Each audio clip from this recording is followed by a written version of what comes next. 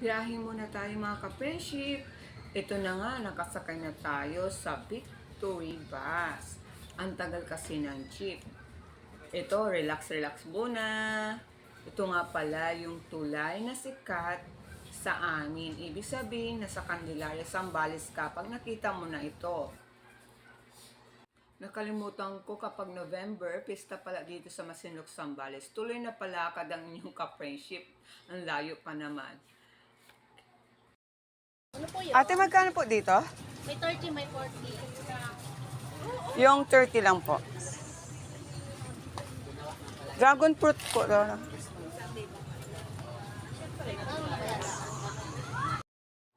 Napabili tuloy tayo ng dragon fruit juice. 30 pesos lang ang halaga. Daming makainan, kaya nagutom tuloy ako. Ayan, palakad-lakad na lang tayo. May nakita tayong kakanin kanina pero hindi tayo bumili kasi wala pang naluto. Ang ganda ng kulay ng aking juice, diba? O, patingin-tingin.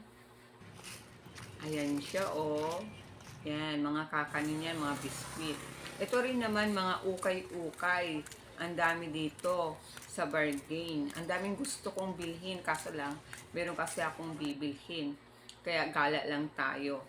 Yan, o, ang daming pipilian.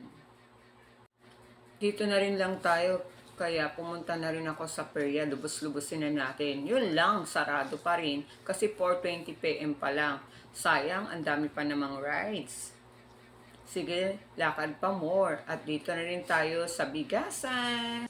Hanap ko kasi ang brown rice kasi ito yung kinakain ko. Wala sa Evangelista Store. Sa kabila meron black rice naman. Kahit hindi parehas ang presyo, mas sige na nga, Gora.